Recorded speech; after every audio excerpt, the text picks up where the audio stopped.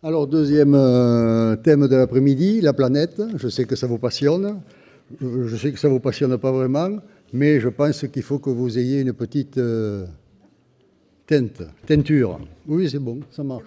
Alors, nous allons d'abord appeler à la barre Madame Eva Lazuka, directrice des plaidoyers et partenariats Europe et Afrique de la Fondation One Sight Essilor Luxottica, qui va nous parler un peu, elle va vous dire, parce que le thème a été un peu, on va appuyer peut-être, voilà, c'est bon. Alors bonjour à tous, merci pour cette invitation, je suis vraiment ravie de pouvoir contribuer à l'agenda de la journée 19 avec le sujet qui va parler de la santé visuelle dans le contexte de l'agenda 2030. Alors, ce thème, il a été en fait déjà un petit peu abordé dans l'article de la publication de la ROF, numéro 235, où nous avons parlé des différents liens entre la santé visuelle et les différents objectifs de développement durable. Donc, cet article conclut sur le fait qu'effectivement, la santé visuelle est au cœur de l'agenda 2030. Donc, il y a des preuves aujourd'hui qui relient la santé visuelle avec plusieurs objectifs de développement durable et on considère que la santé est un vrai levier.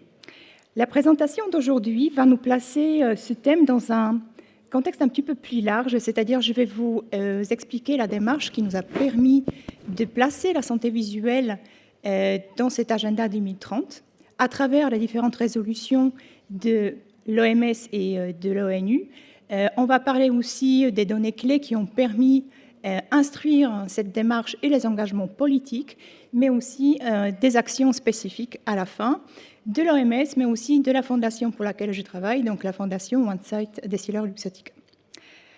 Faisons un petit rappel au début pour avoir à l'esprit ce que c'est cet agenda en fait 2030, de quoi nous parlons.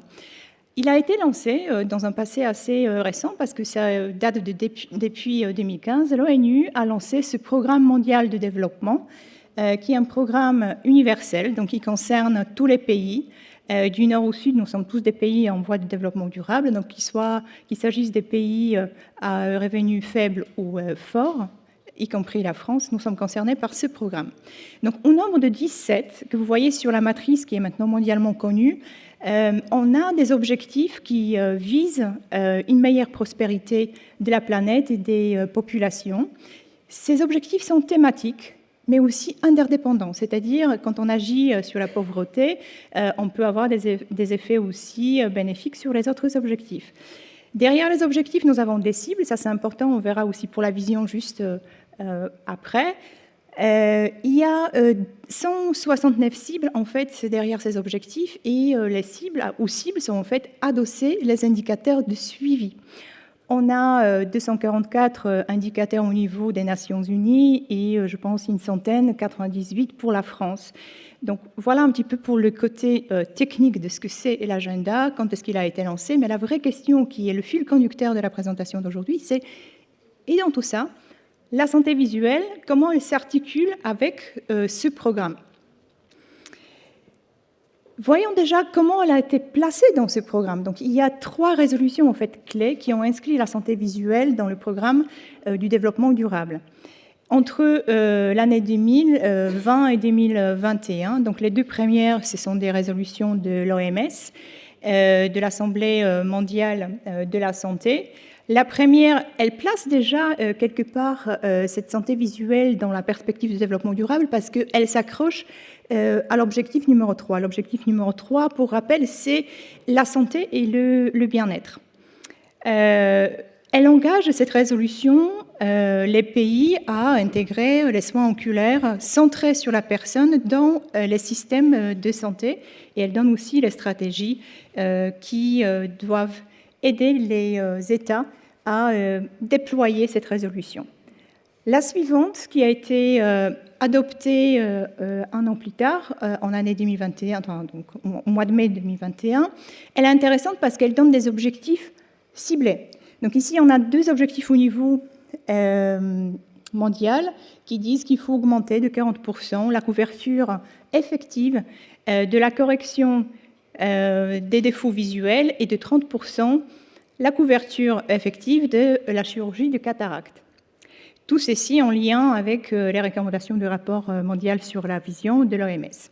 Et enfin, la plus emblématique, que vous connaissez je pense tous, c'est la résolution de l'ONU, qui est historique parce que c'est la première résolution en fait de l'ONU sur la vision, qui a été votée le 23 juillet 2021. Et c'est elle réellement qui a inscrit la santé visuelle dans le programme dans sa totalité, c'est-à-dire on sait que la santé visuelle a un impact sur l'ensemble des objectifs à partir de ce moment-là, et il faut la considérer dans la démarche du développement des pays et dans le reporting. Donc il y a des recommandations et des mécanismes en fait de suivi en termes de cibles et en termes de reporting pour les gouvernements pour référer sur la santé visuelle. D'ailleurs, son titre, il est évocateur parce qu'on parle de la vision pour tous, accélérer l'action pour atteindre les objectifs de développement durable. Donc l'accélération se fait via la vision. Donc ça, ce sont des engagements politiques, mais pour y aboutir, donc vous voyez, le programme a été lancé en 2015, les résolutions, c'est les années 2020-2021. Derrière, il y a un grand travail en fait d'instruction, de recherche des données et de plaidoyer pour pouvoir engager les politiques et les hauts niveaux décisionnels dans cette démarche-là. Il y a eu beaucoup de publications. Je vais faire juste quelques zooms sur des choses qui sont les plus parlantes dans notre présentation. En 2019, il y a eu 2 rapports. L'OMS, donc secteur privé, le rapport mondial sur la vision, qui a inscrit justement la vision dans cette perspective de développement durable par le biais de l'ODD numéro 3, et le secteur privé qui a publié un rapport signé à l'époque par Essilor qui parlait d'éliminer le mal-voir en une génération, et aussi qui faisait la référence par rapport au programme et l'agenda 2030. Ces 2 rapports sont complémentaires, ils donnent les mêmes conclusions. Je vais vous rappeler juste les chiffres de l'OMS. Voilà, 1 personne sur 3 souffre aujourd'hui toujours de la déficience visuelle ou de la cécité. Il y a plus d'1 milliard de personnes qui souffrent de la déficience et la cécité, qui sont évitables ou qui ne sont toujours pas traitées. Donc il y a énormément encore de besoins qui sont non satisfaits dans le monde, avec les disparités, bien sûr, entre les pays, mais aussi entre les âges, entre les populations. On a parlé des populations fragiles en France, mais il y a aussi des populations qui ne sont pas bien servies dans les différents pays, comme les personnes handicapées, les réfugiés, les personnes déplacées, et les personnes âgées, mais aussi les femmes qui sont plus prépondérantes en termes de prévalence des besoins non satisfaits. Donc tous ces chiffres-là viennent de rapports de l'OMS. Et on a aussi, vous voyez ici, sur le plan clinique, 2 principales causes de ces besoins non satisfaits qui sont le défaut de réfraction et la cataracte non opérée, qui ont permis justement dans les résolutions dont je vous ai parlé de cibler ces 2 causes bien avant, pour le reporting, bien avant le glaucome et les autres affections. Donc il y a un certain nombre de recommandations dans ces différents rapports. Je vais parler aussi d'une publication qui était clé, qui était le rapport de la Commission de santé mondiale du Lancet sur la santé oculaire mondiale, parce que c'est ici, pour la première fois, on est sorti au-delà de l'ODD 3 et on a vraiment considéré les différents liens entre la santé visuelle et l'ensemble des objectifs du développement durable. Ce rapport, par ailleurs, a apporté des chiffres nouveaux sur l'impact de la santé visuelle sur la productivité. Vous voyez 411 milliards de dollars par an en perte de productivité, et on sait aussi que 90% des déficiences oculaires sont évitables grâce à cette publication. Enfin, il y a une revue qui est très intéressante parce que là, on a vraiment le décortiquage des différents liens entre la santé visuelle qui est au centre dans ce rectangle vert et les différents objectifs. Il y a des liens directs et indirects, et on sait grâce à ces preuves que il y a plus de moitié des ODD qui ont des liens directs avec la santé visuelle, et les autres, les liens indirects.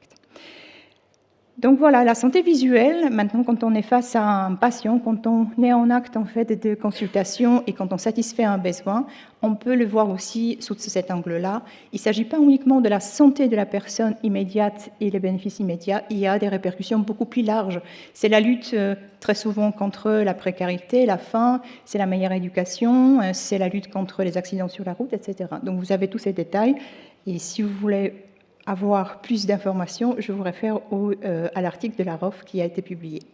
Des choses nouvelles qui vont se développer aussi, on attend beaucoup d'articles et de data, des données nouvelles sur cette thématique, c'est justement la vision et le climat. Il y a encore beaucoup de choses qui restent à construire, mais les premiers liens ont été déjà établis. Et aussi les partenariats qui sont importants pour une approche holistique. Maintenant, je reviendrai sur les deux cibles. On a parlé de plus 40% et de plus 30%. Bien sûr, il y a des disparités en termes de base. C'est-à-dire, on ne parle pas des mêmes bases dans les pays en développement pour le besoin déjà satisfait que dans les pays à revenus élevés, comme l'Europe de l'Ouest, par exemple. Mais la moyenne mondiale, vous voyez ici, c'est assez flagrant, on part de 36% de besoins satisfaits en correction de défauts de réfraction, qui est très très bas. Donc c'est cette base-là qu'il faut au niveau mondial augmenter de 40% à l'horizon de 2030, dans l'agenda 2030. Et pour les opérations de la cataracte, la médiane, elle est de 17% et il faut l'augmenter de 30%. Voilà ce qui nous dit la résolution et le process qui se met derrière en place. En France, pour le premier, on serait plutôt, selon les estimations, à 90% et 60%, je pense, pour la cataracte. En tout cas, c'est ce qui est donné pour les pays en situation de maturité de marché. Je vais me concentrer maintenant sur la première cible parce que je pense que c'est intéressant pour nous. Qu'est-ce qui est de plus simple que corriger le défaut de réfraction non corrigé? Je vais parler des actions. Pour finir, je vais illustrer deux actions très spécifiques, ciblées justement sur cette cible-là, c'est-à-dire sur le défaut de réfraction non satisfait. L'OMS d'un côté, et après je vous parlerai un tout petit peu aussi de la Fondation. Alors, l'OMS, cette année 2023, lance un énorme programme qui va mobiliser beaucoup de ressources et beaucoup de parties prenantes qui s'appelle SPEX 2030. SPEX 2030, c'est un acronyme. Alors, je n'ai pas encore la version française, je pense qu'elle n'existe pas encore. S, c'est pour le service en consultation et correction des défauts réfractifs. P, c'est pour l'éducation, pour la création du personnel qualifié, compétent en soins oculaires primaires. Éducation, c'est pour la sensibilisation du grand public, la réflexion sur les coûts pour avoir des solutions abordables et aussi un système de surveillance. Ce programme-là, c'est un programme intersectoriel qui va englober à la fois les gouvernements, mais aussi les parties prenantes du secteur privé, mais aussi les ONG. Ici, on a aussi l'agence IAPB, donc l'Agence internationale pour la prévention de la cécité, qui est partie prenante, et évidemment aussi nous, la Fondation. Alors, pourquoi la Fondation? Donc, je vais parler un petit peu de la Fondation, parce que depuis toujours, les défauts de réfraction non corrigés sont dans notre ADN et dans notre mission qui est d'aider tout le monde, de mieux être et de mieux voir et mieux être, et dans l'objectif en fait d'éliminer ce mal-voir en une génération. On a les différents axes d'action à la Fondation. On n'a pas que les programmes, on a aussi le plaidoyer et la sensibilisation, qui est mon domaine, justement, dans ce cadre-là de travail. Il y a des équipes de notre fondation qui s'occupent de la création des points d'accès, parce que l'accès est le problème principal.